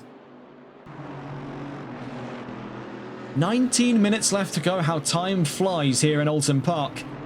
Looking into the last 20 minutes of racing, we've seen some dramatic changes on the field.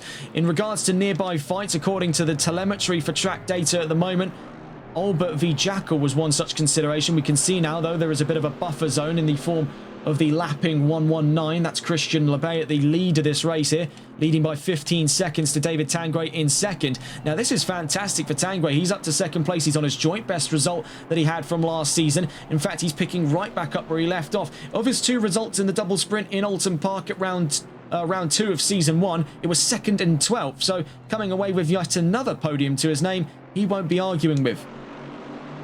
Definitely a way to start the GT4 season for Vincent Simard. This is his first GT4 season. He made his debut to Competizione Performance League in the Jaguar GT3 Revival, and he looks to be taking home a podium. Not if Wright has anything to say about it, and with 1.4 seconds currently at the last interval between himself and Simard, there is still the consideration in the next 18 minutes of those two going head-to-head for third place.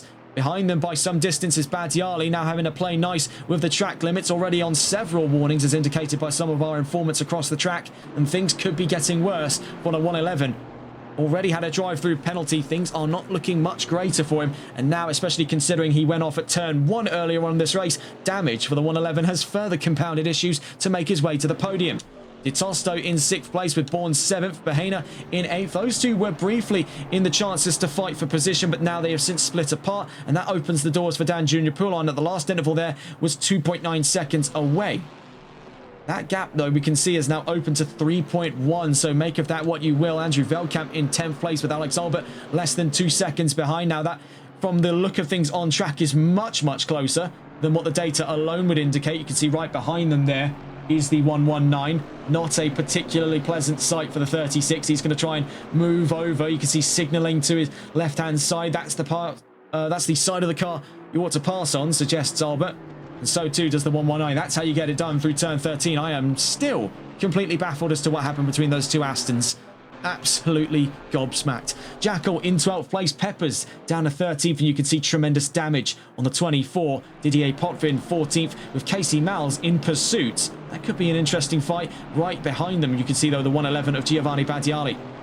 You see moving out of the way out through turn 12 is Casey Malles in that bright mint green 96. Rodriguez in 16th place with Dupois 17th. 18th place for Black and 19th for Ribeiro. Just to note on something as well, Wright is gaining quite significant ground now on Simard. The last intervals indicated less than 3/4 of a second between the pair. Moreover, there could be a procession up towards the back end of that Chevrolet for Julio Bahena. So 2 fights getting into the last quarter hour of racing. This could be quite a treat here to bring us to the end of this. And I've just been informed as well now from the data there, a 3rd fight, Veldkamp versus Albert. Mercedes and Porsche for the last of those top 10 positions. Plenty to consider and only 16 or so minutes to consider it. Here's your 3 main fights then going on at the moment. We're on board with one of them, Simard v Wright, which has now since opened back up to 1.2 seconds. They're playing for the long game, but things are about to become a lot more immediate, I should say, for Veldkamp versus Albert. Out through Hislops, in towards turn 12. 0.8 of a second here, and we've seen great hustle so far by Albert on his first race away from Chevrolet in GT4 in this series. The 616 staying strong to his convictions with Mercedes as he did back in Season 1. Veldkamp looks to be within the chances here of a great start to his season. The 707 brings out the yellow flags out through turn 1. That's Stephen Black in trouble. And these drivers will be rolling up fast on it. The number 18 also in trouble. That's for Julio Bahena. So the chances for him to fight with Clinton Bourne have now fizzled out to nothing. 5.7 seconds at their last gap. We're back on board with Albert. Still pursuing Veldkamp. They're coming up into the scene of a crime very soon. Or so I'm told. Is not the case anymore. Back into green flags. The 707 is into the pits. It has been quite a brutal start to the season, all things considered. The race control team will have their work cut out for them, and I do not envy the task they have at hand. Less than a second between Veldkamp and Albert. We'll catch on with these two in a moment's time just to take a look around the track and see some of the other fights going on and get an update on a few of them. The fight for 14th. Potvin v Malles, currently 1.3 seconds, currently in favour. The Aston Martin of Didier Potvin. Bahena and Bourne. No chance of a fight there after Bahena's most recent slip-up in Sector 1, but there is now bred a new fight for 8th place. Poulain v Bahena. Mercedes and McLaren vying for 8th.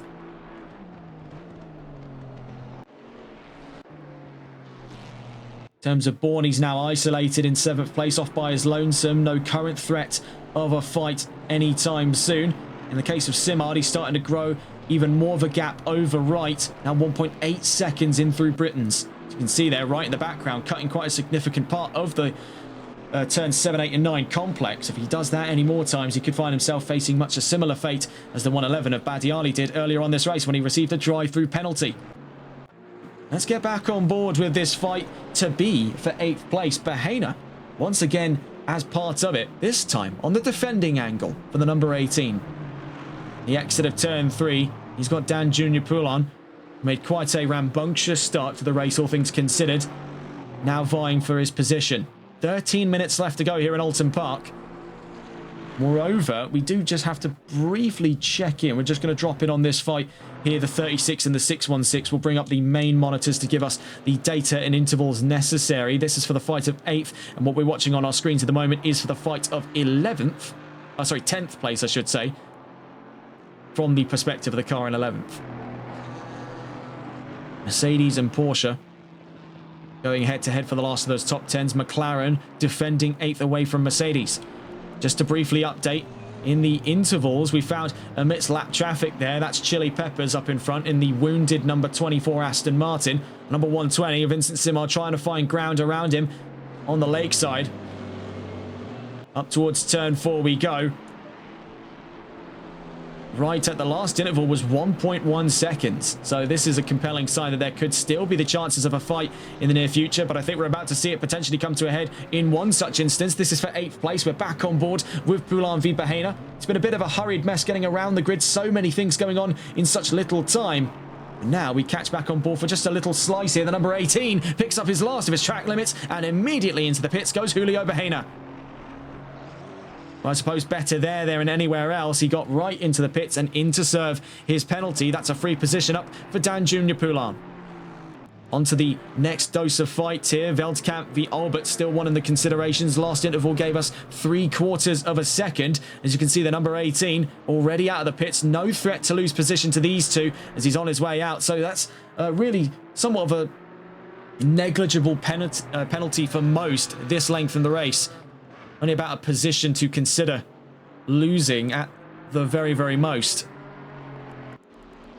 Two main fights going on at the moment. 10th place and the consideration of the fight for 3rd. You can see the physical gap there between Vincent Simard and Wright in their fight at this time. You'll note that we keep saying the surname because all we have on the SimGrid records is his initial M.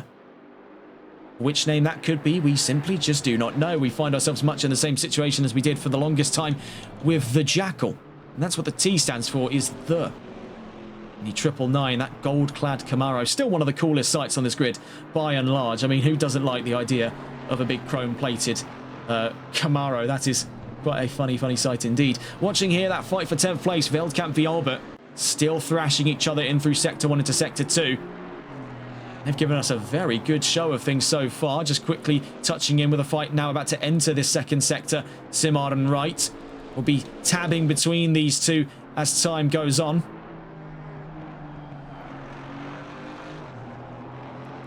I think we'll elect to stay on board with these two for the time being. We've got a clear view on the 120 and the 54 on our map. We'll be focusing on that.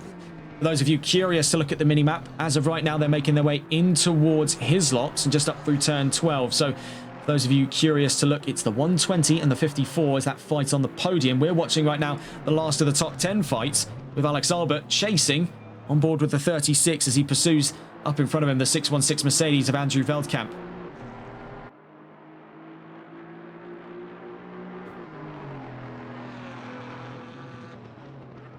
In the last lap, Albert was faster. Mercedes just a little bit better on the straightaways over the 718. This has been a constant issue for them over the course of last season. Coming into Season 2, it's no different. Porsche couldn't bring any engine upgrades to the table, not that they had the option. 718 still stuck as it is. The baby brother of the Porsche 911.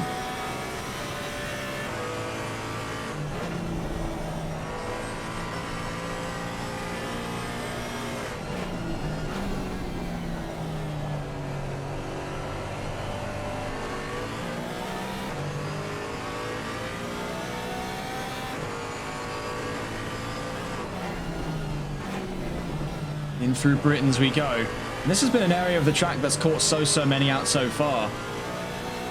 These two getting through rather nicely here. Differing lines, but still maintain about the same distance throughout. In towards Hislop's we go.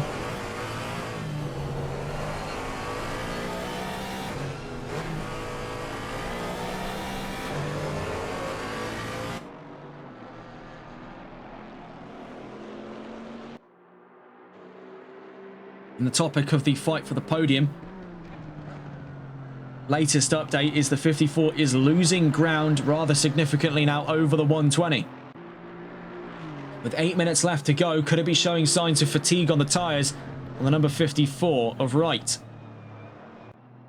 Well, like Albert, both of them have taken gambles here. Albert moving away from Chevrolet to race with Porsche. Wright moving away from Porsche to race with Chevrolet.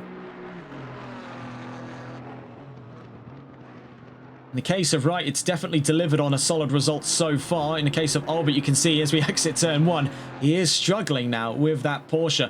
You've got to hand it to him. There is versatility that goes behind a driving talent to go away from Chevrolet, a front-engined manufacturer, over towards the Porsche 718 Cayman that is a mid-rear. Two drastically different driving styles required to get the most out of those machines. In the case of Albert, he's been able to stay very close through thick and thin on what has been a very mixed bag race for quite a few outside of that top 5.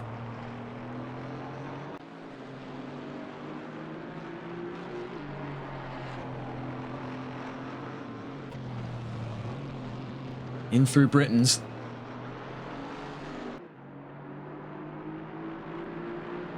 Out through Hilltop.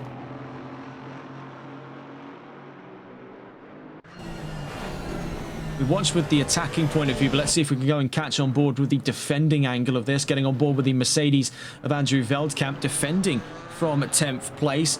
We were watching for the longest time with Albert in his efforts to get up from 11th. Now we see this battle from the other set of eyes.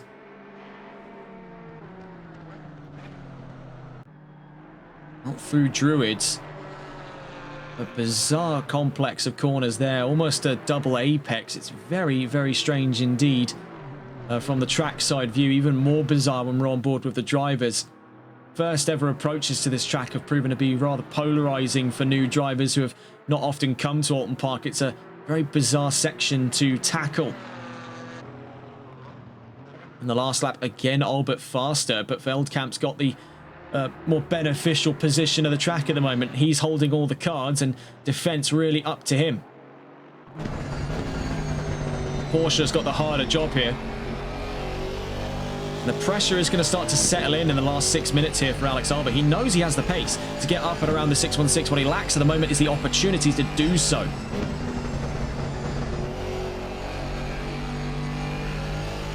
The element of surprise may be necessary then at this time for the 36 to really stage an assault on the 616. He's hoping that constant pressure could force a mistake out of Andrew Veldkamp, and where we have seen both of these drivers start to buckle just a little bit here under the airtight conditions towards the back of the top 10. They're totally in their own world for the last 5 minutes of racing.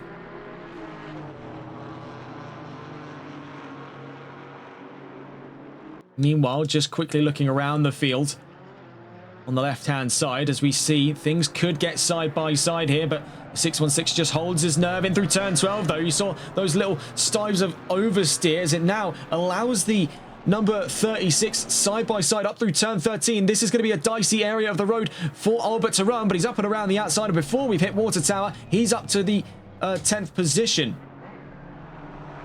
Running out wide, though, the 36 in trouble. Let's get a look at that on the replays, just piece together what's gone on there. A great little exchange between the pair around the outside through to Water Tower. Then in towards turn 15 at Druids. He's caught, you can see there, the little plume of dust. That's caused a little bit of dirt to collect on the tyres. It's not done him any favours in through the exit of turn 15, and that's what's given position back over to Andrew Veldkamp. Great little exchange there, but one short-lived in the favour of Alex Albert. 4 minutes left to go here in Oulton Park, and Veldkamp still holds 10th place.